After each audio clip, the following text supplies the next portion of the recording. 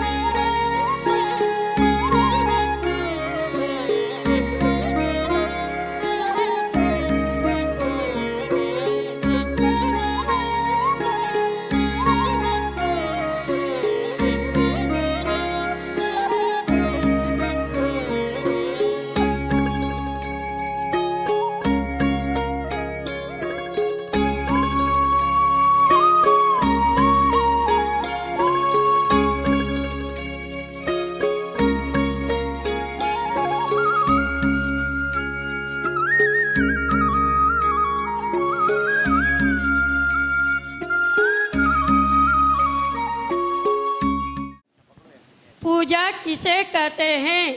पूजा कितने प्रकार की होती है? पूजा महापूजा कौन करता है? हे सम्राट श्रेणिक,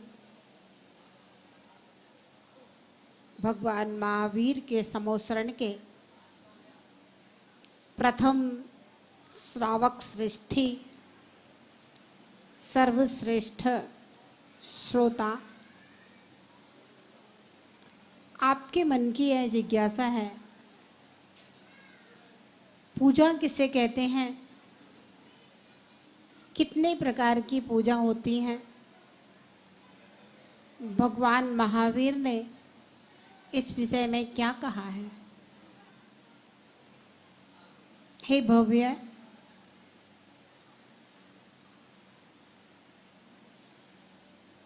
भक्ति और पूजा ये दोनों अलग अलग चीजें हैं। भक्ति के विषय में कहा है, भाव विशुद्धि गुणानुरागो भक्ति। भावों की विशुद्धि पूर्वक गुणों में जो अनुराग है उसे भक्ति कहते हैं। गुणानुराग किसी व्यक्ति के अंदर 24 घंटे रह सकता है। वो अपने व्यापार में है, लेटा है, बैठा है, कुछ भी कर रहा है, उस समय भी उसके अंदर भगवान का स्मरण हो सकता है, गुणानुराग हो सकता है, गुणों से प्रीति हो सकती है। जहां पर श्रद्धा होगी वहां पर गुणानुराग आ जाता है। लेकिन पूजा हर समय नहीं होगी। आचार्य भगवंतों ने अष्ट द्रव्य से जो पूजा होती है, मुख से गाते हैं, पूजा शब्दों से बोली जाती है, वह भी पूजा होती है।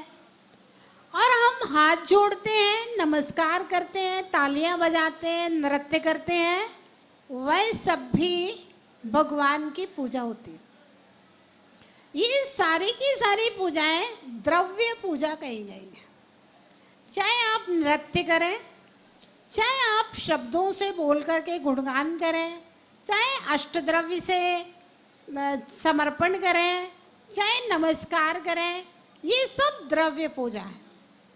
वचन के द्वारा, शरीर के द्वारा और द्रव्य समर्पण के द्वारा जो पूजा हो रही है वह पूरी की पूरी द्रव्य पूजा है। इन सबके साथ में जो मनोयोग काम कर रहा है, मन की भावनाएं काम कर रही हैं, मन के अंदर जो गुणानुराग और गुणानुवाद चल रहा है, उसको आचार्य भगवंतों ने भाव पूजा कहा। अब देखिए, श्रावक सहसा में कहता है कि साधु लोग भाव पूजा करते हैं, श्रावक लोग द्रव्य पूजा करते हैं। साधु लोग भी द्रव्य पूजा करते हैं। अष्टद्रव्य चढ़ा करके नहीं करते हैं, पिच्छी को हाथ में पकड़ लेना। आगम का विधान है, मूलाचार में लिखा है कि जब भक्तियां पढ़ते हैं, सिद्ध भक्ति पढ़ेंगे, चतुर्विंशति तीर्थंकर भक्ति, समाधि भक्ति, जब भक्तियां पढ़ी जाती हैं सामायिक दंडक के साथ में, उस समय पिच्छिका को हृदय के सामने हाथ जोड़ करके लेने का विधान है। ना तो नीचे पकड़ने का विधान है, ना यूं सिर के ऊपर लगाने का विधान है, ना कंधे के ऊपर रखने का विधान है। मूलाचार का जो विधान है वो हृदय के सामने पिच्छी होना चाहिए, हाथ जुड़े होना चाहिए। ये भक्ति का विधान है, भक्ति करते समय। तो ये जो पिच्छी हाथ में ली गई है, हाथ जोड़े गए हैं, ये क्या है? भाव पूजा नहीं है, द्रव्य पूजा है ये। फिर साधक नमस्कार करता है, वो भी द्रव्य पूजा है। और उसके साथ साथ में जो स्तुति स्तोत्र का उच्चारण किया जा रहा है, वह सारा का सारा द्रव्य पूजा के अंतर्गत आता है। वचन से, काय से और अष्ट द्रव्य की पूजा द्रव्य पूजा। अब साधक जो भक्तियां पढ़ रहा है, उसमें मनोयोग काम कर रहा है, गुणानुराग और गुणानुवाद जो मन से चल रहा है, उसको भाव पूजा कहते हैं। तो ध्यान रहे, साधु भी द्रव्य पूजा और भाव पूजा दोनों करते हैं, और श्रावक भी द्रव्य पूजा और भाव पूजा दोनों करते हैं। अगर भाव पूजा नहीं है तो द्रव्य की पूजा, द्रव्य पूजा शव के श्रृंगार जैसा हो जाएगा, प्राण रहित शरीर जैसे कोई रोबोट काम कर रहा है उस तरह से हो जाएगा। भाव सहित जो पूजा की जाती है वह है भाव पूजा और द्रव्य पूजा। और पूजा कर रहा है तो उसके पहले भक्ति उसके अंदर होना चाहिए, गुणानुराग होना चाहिए। अब पूजा का क्या महत्व है, ध्यान रहे। भगवान के मंदिर में आना, भगवान का दर्शन करना, भगवान का अभिषेक करना, शांति धारा करना, पूजा करना, हमें लगता है कि व्यावहारिक क्रियाएं हैं, लेकिन इनके अंदर में बहुत गहरा अध्यात्म समाया हुआ है, बहुत गहरा अध्यात्म। आपका मन परेशान हो, आप शांति से किसी सुंदर सी भगवान की प्रतिमा के सामने आकर के बैठ जाना। जहां शांति हो, भीड़ भाड़ ना हो, छत पे चले जाना, बेदी के पीछे भगवान है ना विज्ञान नगर में, उधर जाके बैठ जाना। मंदिर खाली हो तो भगवान महावीर के सामने बैठ जाना जब कोई ना हो। प्रतिमा को देखना, महसूस करना, ये बहुत बड़ा विज्ञान है। हम तो ये कहते हैं विनोद भैया, जिनवाणी को पढ़ करके जिनवाणी समझना कठिन है आपकी दृष्टि में। अब माता जी ना समझाए तो तत्वार्थ सूत्र की किताबें स्वाध्याय भवन में अलमारियों में रखी रहेगी, दीमक लग जाएगा, कोई निकाल करके पढ़ेगा नहीं, है ना मनोज भैया? जिनवाणी को समझना कठिन है विजय भैया, जिनवाणी को समझना कठिन है, जबकि शब्द तो अपना अर्थ कह रहे हैं, शब्द अपना अर्थ कह रहे हैं, फिर भी हमारी बुद्धि इतनी कमजोर है कि जिनवाणी को समझना कठिन। फिर मूर्तिमान, मूर्ति के अंदर मूर्तिमान को समझना और ज्यादा कठिन है। प्रतिमा के अंदर पार्श्वनाथ को समझना और ज्यादा कठिन है, बहुत कठिन है, बहुत कठिन है, ध्यान रखना। लोग देखते हैं पाषाण की प्रतिमा है, धातु की प्रतिमा है, बड़ी प्रतिमा है, कैसी आंखें हैं, कैसी नाक है, कितनी हाइट की है, कितने कीमत की प्रतिमा है। भैया ये सब चीजें व्यवहारिक है, आध्यात्म से बहुत दूर है। भगवान की आंखों को देखो, गौर से देखो भगवान की आंखों को। नासाग्र दृष्टि है। क्या है? नासाग्र दृष्टि। ये दृष्टि कभी उठती नहीं, क्योंकि दृष्टि दो कारणों से उठती है, या तो राग के कारण से या द्वेष के कारण से। बिना राग द्वेष के दृष्टि उठ नहीं सकती। अब वीतराग मुद्रा ऐसी है, राग भी समाप्त हो गया, द्वेष भी समाप्त हो गया, तो दृष्टि नासाग्र हो गई। ये बहिर्मुखी हम देख रहे हैं, शरीर की मुद्रा देख रहे हैं, वास्तव में इनकी आत्मा की दृष्टि आत्मा में लीन हो गई।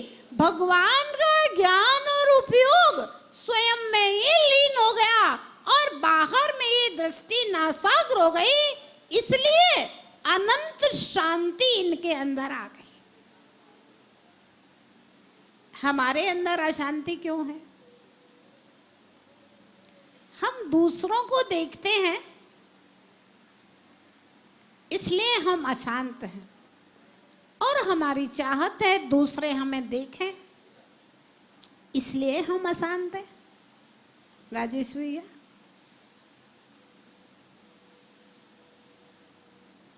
रितेश भैया, दूसरों को देख मनोज जी अशांत हो जाते हैं। उसको माला पहनाई जा रही है और मुझे नहीं पहनाई जा रही, अशांत हो गए।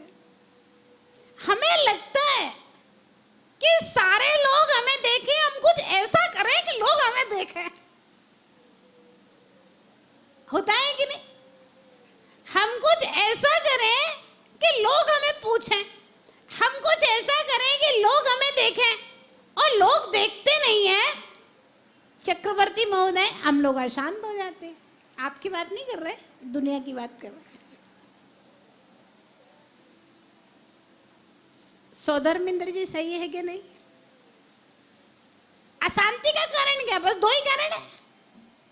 हम लोगों को बढ़ते हुए देखते हैं और अशांत हो जाते हैं, और हमें लगता है लोग हमें देखे विनोद जी और हम अशांत हो जाते हैं, हमारा मन खराब हो जाता है। और भगवान ने ना किसी को देखने का काम है और ना किसी को दिखाने का काम है, अनिल भैया, इसलिए ये शांत हो गए हैं। नासक दृष्टि हो गई आत्मा में दृष्टि आत्मा की। और ध्यान रखना, बाहर में जो भी दिख रहा है क्षणभंगुर है। ऐसी ऐसी घटनाएं सुनने में आती हैं। वो रात में सोया था, सुबह सोकर नहीं उठा और ना कभी उठेगा। अब तो उसकी अर्थी उठेगी और उसके शरीर के अस्तित्व को भी जला दिया जाएगा। आत्मा तो शाश्वत है ना, जन्मी है ना मरी है। भैया जितनी भक्ति करना है कर लो, मन भर के भक्ति कर लो।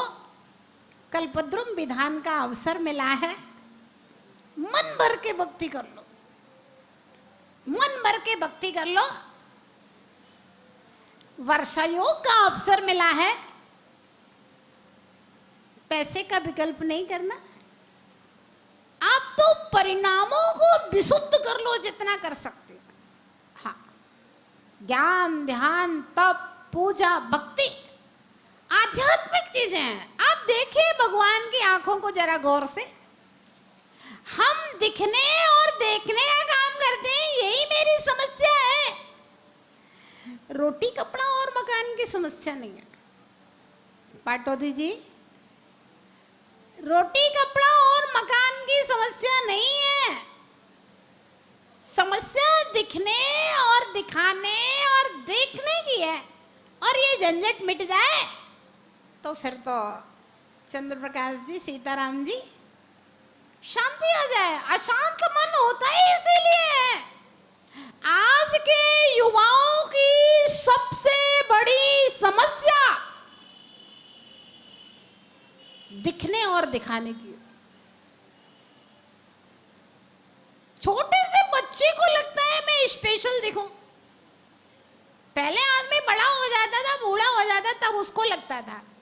ये मोबाइल ने ऐसी महत्वाकांक्षाएं बढ़ा दिए हैं, बहुत मुश्किल है। पहले पूरे इंडिया में से, पूरी समाज में से कोई एक आध आदमी विदेश घूमे आता था तो बड़ा उसको एडवांस माना जाता था, ये विदेश गया।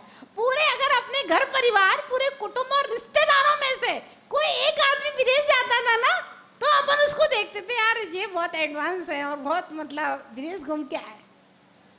और आज कमाता तो है नहीं है, 2 पैसा बच्चा। अभी हम 10 साल के बच्चे की बात कर रहे हैं, बड़े लोगों की चर्चा नहीं कर रहे। 10 साल का बच्चा है, 2 पैसे कमाता नहीं है और उसकी ख्वाहिशें हैं पापा विदेश घूमने जाना है। क्या जमाना आ गया है। पहले बच्चों की शादियां हो जाती थी, तब भी आदमी कहता था तीर्थ का, कहीं घूमने का अवसर है तो पिताजी मम्मी तुम घूमे आओ। अब पिताजी मम्मी तो साइड, छोटे छोटे से बच्चों को विदेश घूमने की ख्वाहिश, दिखने दिखाने का बहुत बड़ा चलन हो गया है भैया। और भगवान ने देखना भी छोड़ दिया, दिखने की भावना भी छोड़ दी, मात्र अपनी आत्मा को देखने का प्रयास किया। आत्मा के अंदर अनंत ज्ञान, अनंत सुख, अनंत वीर, अनंत शक्तियां हैं। उन शक्तियों को आंख बंद करके बाहर की दुनिया को से विराम लेकर के